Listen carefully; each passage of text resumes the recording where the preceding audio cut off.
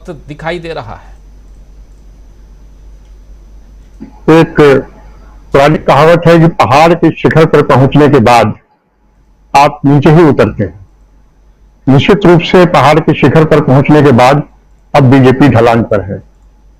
दूसरी बात मैं ये कहना चाहूंगा, जैसे अभी अखिल स्वामी जी ने बताया, इस पूरे घटनाक्रम में हम कर्नाटक की तरफ केंद्रित हैं, लेकिन दिल्ली में जो कुछ भी घट रहा है वो कर्नाटक के इस हलचल से कम महत्वपूर्ण नहीं है और उसका प्रभाव कर्नाटक की इस हलचल से कम नहीं पड़ने वाला है। वो प्रभाव है सत्यपाल मलिक का।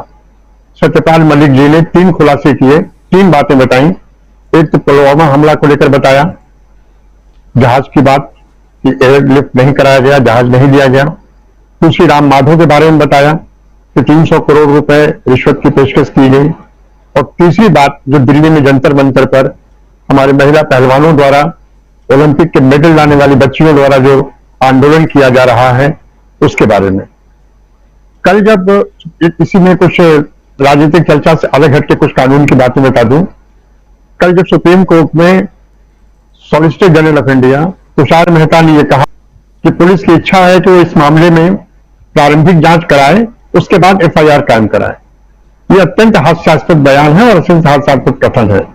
इसी के बाद तुरंत वो ये भी जोड़ते हैं कि यदि ये लॉर्डशिप कहें या आदेश दें तो हम मुकदमा भी कायम कर सकते हैं।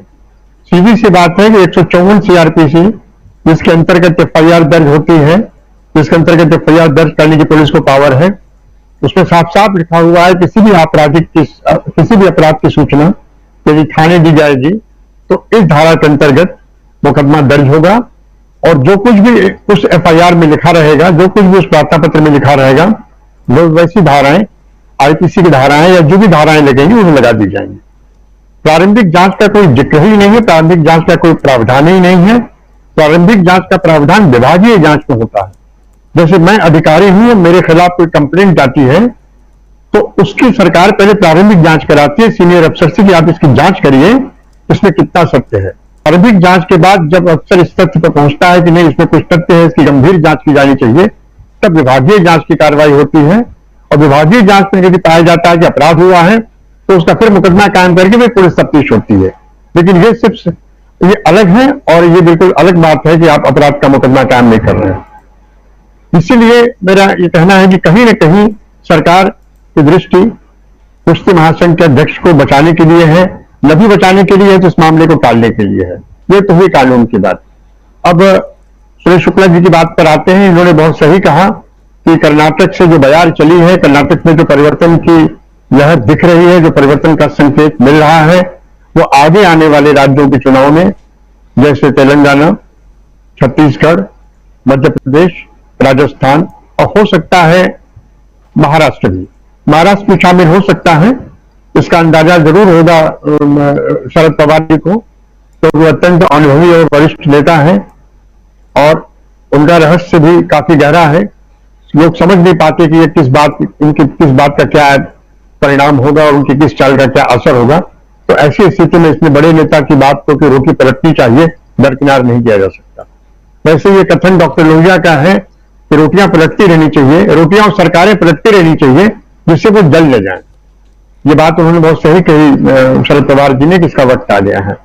तो दूसरी बात, जब अमित शाह की बात आप करते हैं तो जब दंगों की बात करते हैं कि भाई आप हम नहीं आएंगे तो दंगे होंगे, इस पर मुझे एक ही बात कहनी है कि ये पूरा समाज, इनका समाज, संघ भाजपा का जो पूरा ग्रुप है, जो पूरा समूह है, इनके दिमाग में सांप्रदायिक वैमनस्यता और दंगा एक स्थायी भाव के रूप में है। उत्तर प्रदेश में 2014 के चुनाव के पहले मुजफ्फरनगर दंगे हुए थे, जबरदस्त दंगे हुए थे। ऐसा दंगा दिल्ली के आसपास देखा नहीं गया था। गांव गांव दंगे हुए थे।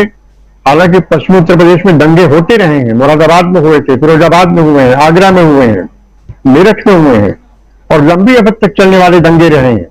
लेकिन मुजफ्फरनगर के दंगे की खासियत ये थी कि वो दंगा उन क्षेत्रों में हुआ, गांव गांव में हुआ, जहां पर लंबे समय से हिंदू जाट और मुस्लिम जाट एक साथ रह रहे थे। एक स्थिति, उसके बाद 2014 का चुनाव हुआ। दंगा इनका मूल भाव है। मैं एक चीज यही लोगों से पूछना चाहता हूं आपके माध्यम से कि कभी भी भारतीय जनता पार्टी के वरिष्ठ नेता या बड़े नेता या स्टार प्रचारक ये नहीं बताते कि हमने आपसे ये वादा किया था, हमने इतना वादा पूरा कर लिया है और अब हम आगे ये वादा कर रहे हैं, उस पर आते ही नहीं है, अपने मैनिफेस्टो पर आते ही नहीं है। तो जब भी आएंगे दीदी और दीदी पर आएंगे या कुछ ऐसे बयान कर देंगे जिसमें आपत्तिजनक बयान होगा, जैसे आज इन्होंने कहीं और बयान दिया कि आत्महत्या का कहीं मजाक उड़ाया, मैं अभी फेसबुक पर ही कहीं देख रहा था, या कहीं ये बयान दे देंगे कि हम नहीं आएंगे तो दंगे होंगे। उसी में अमित शाह जी कहते हैं कि भ्रष्टाचार और बढ़ेगा। ये कभी नहीं उन्होंने कहा कि 40% भ्रष्टाचार के बारे में उन्होंने क्या कार्रवाई की। 40% भ्रष्टाचार में जो लिप्त लोग हैं या जो आरोपी लोग हैं उनके बारे में सीबीआई ईडी की जांच क्यों नहीं हुई। तो भ्रष्टाचार के बारे में भी इनका स्टैंड मेरी समझ से यही है कि इनके समझ से भ्रष्टाचारी वही है जो इनके खिलाफ है, जो इनके साथ है वो भ्रष्टाचारी नहीं है। यह एक प्रकार का भ्रष्टाचार के खिलाफ सिलेक्टिव अभियान है, और भ्रष्टाचार के खिलाफ या अपराध के खिलाफ कोई भी सिलेक्टिव अभियान वो कानूनी अभियान नहीं होता, तो अपने आप में यह भ्रष्टाचार होता है। तो मेरा यह कहना है कि जिस तरह की स्थिति कर्नाटक में चल रही है, और एक बात मैं अंत में ये जोड़ना चाहूंगा कि कांग्रेस ने आज अमित शाह के बयान के आधार पर मुकदमा दर्ज कराया है। लंबे समय तक भारतीय जनता पार्टी के लोग कुछ न कुछ अबाही तबाही बोलते रहते थे, उस पर कांग्रेस चुप थी, कहीं कोई एक्शन नहीं होता था, ट्रोल आर्मी भी थी। कांग्रेस जागी है, लेकिन थोड़ा देर से जागी है, लेकिन समय से जागी है। अब हम तो ये कहेंगे कि समय से जागी है, और जिस तरह से अब इन्होंने मुकदमा लिखाने शुरू किए हैं, उनके ट्रोल के फैक्ट सामने आने लगे हैं, लोगों के समझ में आ गया है कि हमने एक ऐसे लोगों को चुना था जिनकी डिग्री से लेकर वादे तक सब कुछ फर्जी दिखाई दे रहे हैं और सब पर विवाद है। तो मैं यही कहूंगा कि दूसरी बात मैं ये भी मैं जोड़ना चाहूंगा, जैसे कि अभी सुनील शुक्ला जी ने याद दिलाया और बताया कि वो वहां से कह रहे हैं कि बूथ कब्जा करो। बूथ के 100 मीटर के एरिया में तो आप जा ही नहीं सकते, कोई जो वोटर है वही जाएगा, और वोटर भी लाइन लगा के जाएगा, वोट दे के बाहर निकल जाएगा, और अंदर वही रहेगा जिसके वहां कार्ड जमा होंगे, जो कि आपके राजनीतिक दलों के जो वो रहते हैं एजेंट। आप उससे क्यों कब्जा करेंगे? तो इस पर ये वाक्य ही अपने आप में अलोकतांत्रिक है। और डबल इंजन तो मेरी समझ से संघवाद के बिल्कुल विपरीत है। हम एक राज्यों के संघ हैं, हम एक राज्यों के संघ है, ये संविधान की पहली लाइन है। राज्यों के संघ में राज्य में कोई भी सरकार हो सकती है, नगर में किसी का भी मेयर हो सकता है, उसके नीचे ग्राम पंचायत में किसी भी विचारधारा के व्यक्ति ग्राम प्रधान हो सकता है, केंद्र सरकार किसी भी हो सकती है। यह विविधता है लोकतंत्र की, यह विविधता है हमारे तंत्र की, सिस्टम की, चुनाव तंत्र की। ये कहना कि डबल इंजन, और कभी कभी तो ट्रिपल इंजन यूपी में सुनाई देने लगा है कि मेयर के चुनाव है तो ट्रिपल इंजन चुनिए आप। तो डबल इंजन ट्रिपल इंजन कभी ये नहीं बताएगा कि डबल इंजन के बावजूद भी उन्होंने स्टेट को प्रगति के या विकास के पथ पर कितना खींचा है, कितना आगे ले गए हैं। ये कुछ नहीं बताएंगे। ये जरूर कहेंगे कि फलाने आ जाएंगे तो करप्शन बढ़ जाएगा, फलाने आ जाएंगे तो दंगा होने लगेगा, ये सारी बातें कहेंगे, लेकिन मूल मुद्दे पर नहीं आएंगे।